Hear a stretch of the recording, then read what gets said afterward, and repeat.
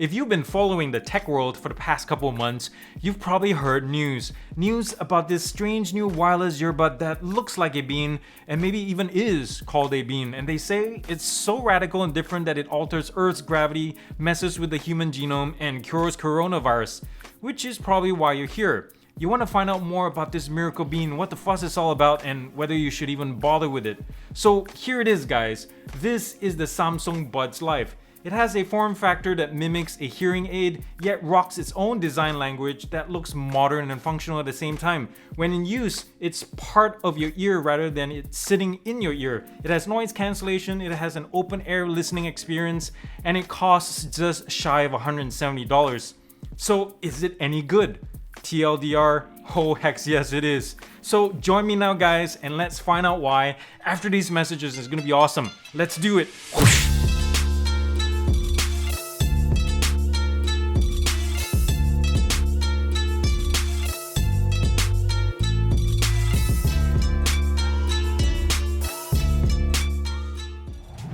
So here it is guys, the brand new $169 open air noise cancelling Samsung Buds Live. And if you don't mind, I'm going to run through some high level specs first before we look deeper at the case and the earbuds themselves, which I'm sure you're looking forward to.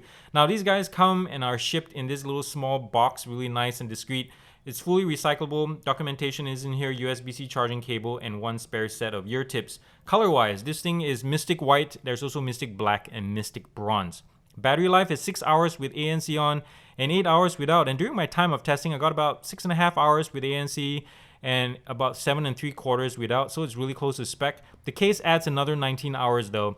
Now compare this with the Buds Plus, which we looked at about a couple months ago. The Buds Live earbuds hold about 2 to 3 hours less of charge. But on the flip side, it makes up for that by the case itself it holds 4 to 7 hours more, depending on usage, of course. Now, when you pop the earbuds in for about 5 minutes in here, you get about a top up of about 1 hour listening time. So it's a nice quick charge thing there. Codecs, it's only SBC and AAC, guys. There's no aptX support, unfortunately. There's also Samsung's own scalable codec that's only available for Samsung devices.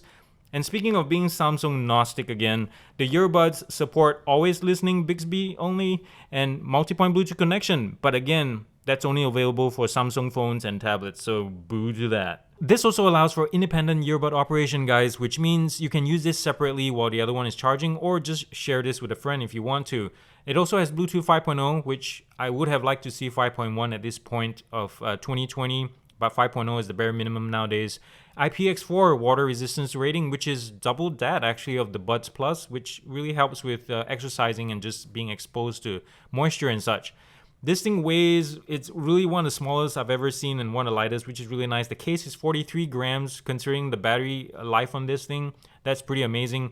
And the buds themselves are 5 grams each. Wow, that's really compact. So here's a closer look of the case, guys. And right off the bat, when I first took this out of packaging, I was struck by how similar this thing looked to an engagement ring box. It's so alike, it's not even funny. And by the way, this has glossy plastics, as you can see. And I was worried that this would be slippery, but when I hold this, I was not worried anymore. Because of its size, it's just easy to hold onto and grip. But scratches, on the other hand, has started to show at the bottom and around the edges. So I've had this for about a week now and put them in my pocket and throw them in my backpack. And they already have scratches, so, just so you know, the longevity might be an issue here.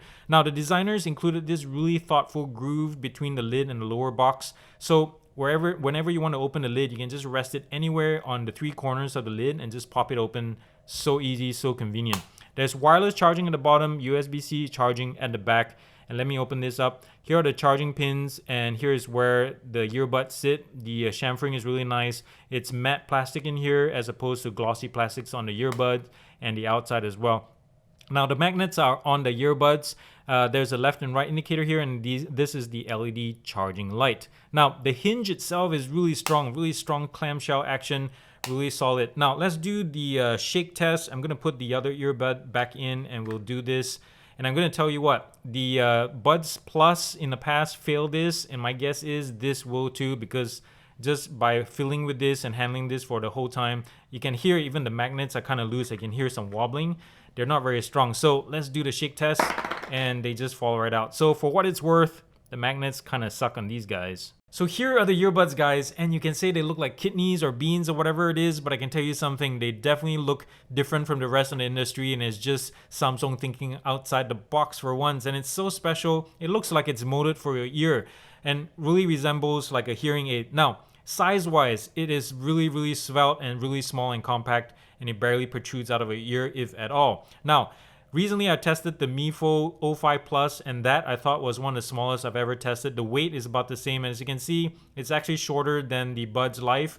And in terms of the side view, you can see what Samsung did right here to get rid of the ear tip, because there's no ear tip right here. It's all in here, and this sits in your ear itself. So this is where it differs from most of other earbuds that have the traditional sound channel right here. And this is what Samsung did away in this case. Really interesting design.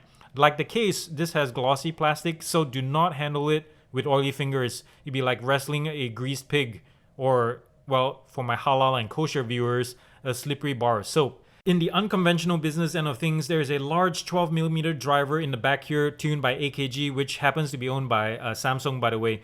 There are 3 microphones that handles phone calls and ANC, 2 on the outside here, and 1 behind this window, and it's called the inner voice pickup unit back here that converts actually your jaw vibrations into voice signals, which is really darn cool. Now, I'm not sure if you can see this, but there's a groove right here, there's a channel. The designers carved this one out so that, because the way this sits in your ear, they were worried that the sound would not get to the mic, so they carved that channel for the sound to get there. Same thing with the speaker grills too. There's 1 groove there and 1 groove there for the sound to travel into your ear more efficiently. Really smart choices in terms of design. The build quality of this thing is really solid, and if you've seen iFixit's breakdown, this thing is also really easy to disassemble, which is really special and unique in this day and age. Now, people call these wing tips, but I prefer to call them ear tips, but whichever. They're replaceable, by the way, with 1 additional size included in the box, as we mentioned earlier, and they sit right on the helix crux of your ear, so it's a really comfortable position, with the rest of the bean resting or sitting in the cavum, which is right at the entrance of your ear canal, which is really nice. Now, and comfortable. Now, the touch controls are right here at the top, this area here. This surface accepts single, double, triple taps as well as hold, and you can only unfortunately customize what the hold does, which is a bummer.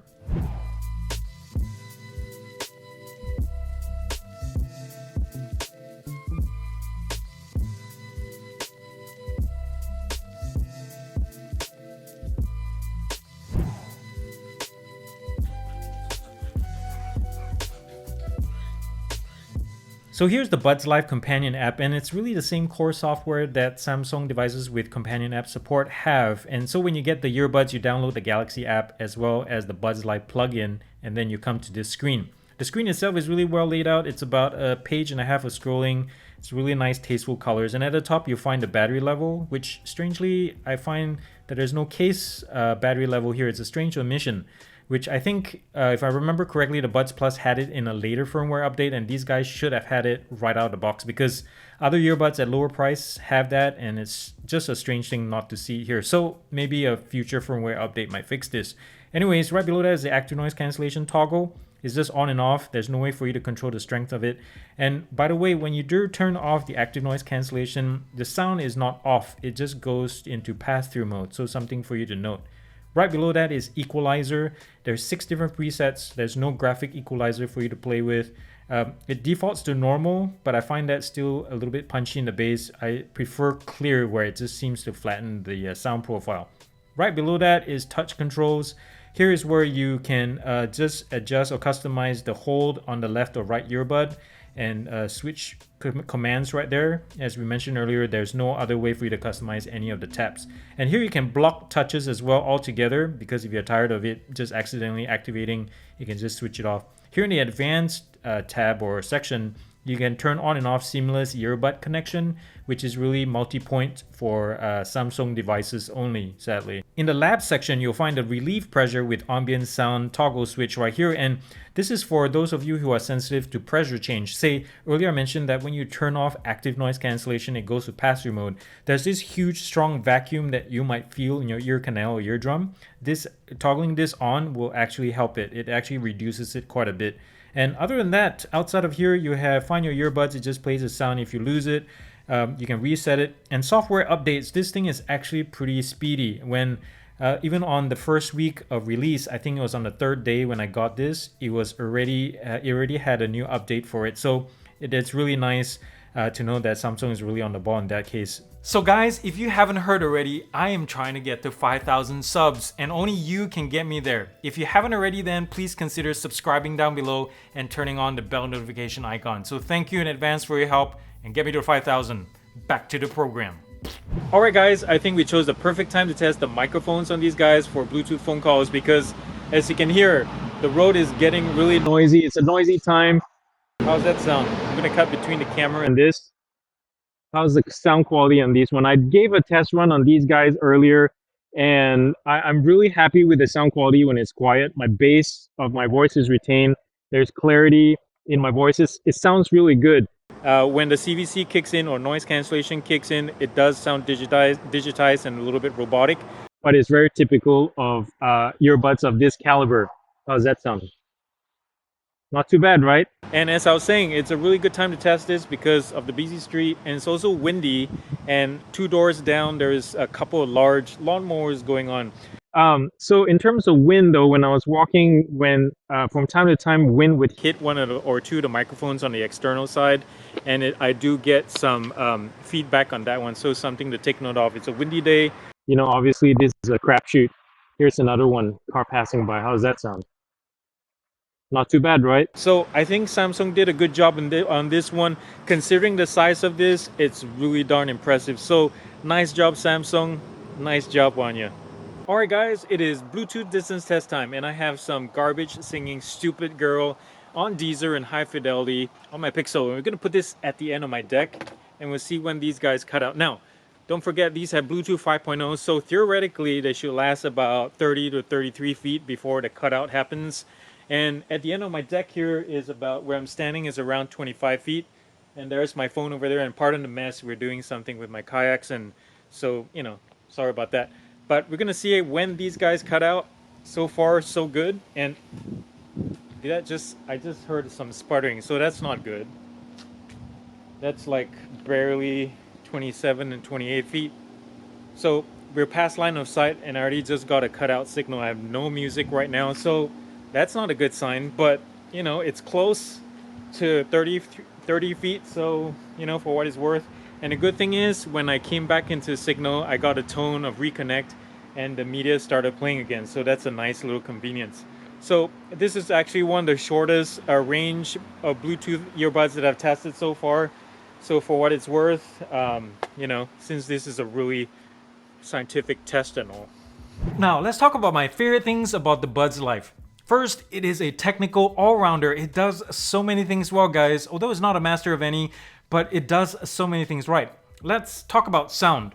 Its staging is spacious on purpose. There's an open air concept that Samsung is going with. It basically just gives your sound space to grow, and it's just really nice to listen to. It also has really good clarity and lightness to the sound profile that I really enjoy listening to. Although I have to say that there is extra emphasis given to the bass to compensate, I think, for 2 things. First, that open airness also lets bass out, so the extra bass tuning is to compensate for that. And also, the earbuds don't provide a very good passive seal. So that's something you should take note of. But that being said, these guys do sound better than the Samsung Buds Plus to my ears. Noise cancellation. The fact that Samsung managed to get these to work well and fit in a form factor like this, that's impressive. And battery life is also a plus. Battery density has definitely come a long way enough for us to see good battery life in such a small package. But only time will tell how many recharge cycles due to the size these guys can handle though. And on top of that, the Buds Life can now be used almost anywhere and in almost any situation as long as you're aware of its operational limitations. From Zoom calls to working out and on the run.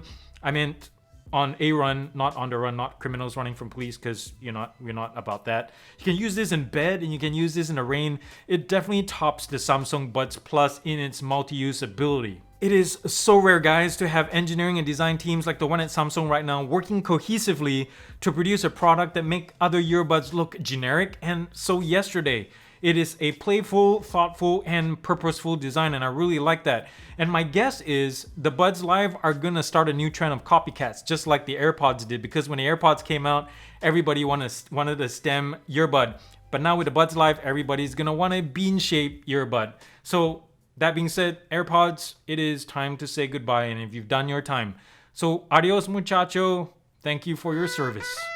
Another thing that I'm impressed by is the lightness and smallness of this thing. It's discreet, it is comfortable for long listening sessions, it is so pocketable, guys, and you can genuinely sleep with this on. And I think for people who are born with smaller than usual ear canals who can't use regular earbuds, this might be your solution. Now, the smallness also brings about a problem. Do you remember the time when true wireless earbuds first came out? Everyone, and I mean everyone, was afraid of losing them. And I think the Buds Live brings around a genuine problem right there. It's small, it's smooth, and I think you'll be finding these guys behind your couch and behind your bed 5 years from now. And I'm calling that first. And Samsung, I believe you deserve a round of applause for pricing this almost perfectly. You could have gone all hoity-toity on us and gone the way of the Note 20 Ultra and priced this expensive like. But nope, you went ahead and just priced this a few quids more than the Samsung Buds Plus, which is super awesome for us consumers. So thank you very much for doing that. And now on to the negatives. And the first one, I'm surprised no one else has talked about this yet, is about how dirty the speaker grills get with use. And what I mean by this is by doing away with the traditional ear tip, Samsung basically took away the main thing that kept your earwax from clogging the speaker grill. So as it is right now, dirt and wax just sit right there, so when you take it off, it's just gross looking. But more importantly, if you're not careful cleaning it, they fall behind the grill and they affect the driver. And if you think I'm making this up and dreaming this up, I'm legit, guys. And besides, also Samsung acknowledges this. When you launch the app, you'll see this, a little reminder to ask you to frequently clean the grill or it will affect performance. My next problem is that the touch controls are always in the way, and I guess it's inevitable because of its small size that handling this and controlling this will always be tricky. For example, when I put this on or even make micro adjustments, I will definitely activate one or two of the buttons. So thumbs down to small sensitive buttons on small surfaces. So what a revelation reviewing this product has been. It shows Samsung thinking outside the box with a really competent pair of wireless earbuds and not being tempted to charge a buttload for the privilege either. I'm gonna jump ahead and just score this right now. I give the Buds Live a gear up score of 96.9, an A+ and the highest scoring thing on this show ever. So I highly recommend that you check out these earbuds out, guys. And even if you're a sound snob, I say check it out just on the engineering and design basis alone. But that being said, the Buds Live cover all the bases for most users, from good looks, portability, solid sound, solid battery life, durability, water resistance, noise cancelling, all for $169. Heck yeah, man. But on the other hand, if you're a frequent traveler or have more money to blow on higher end earbuds or suffer from microphobia, which is a fear of small things, then this is not for you. Well, there you have it, guys. Thank you so much for watching this episode, and I hope you come back next Friday for a new one. And you guys are just the best audience ever, and I love you so much. And if you haven't already, please consider subscribing down below to show your support and also to get me to 5,000 subs. And remember the thumbs up if you like this video and comment nicely down below. And also visit my Patreon page if you haven't already. You can buy me a cup of coffee or tea or something like that. And remember to do something nice for somebody this weekend. And I hope you go out and enjoy yourselves. But show some love in the world, and it starts from you guys. Peace out, and I'll catch you next time. Adios. Whoosh.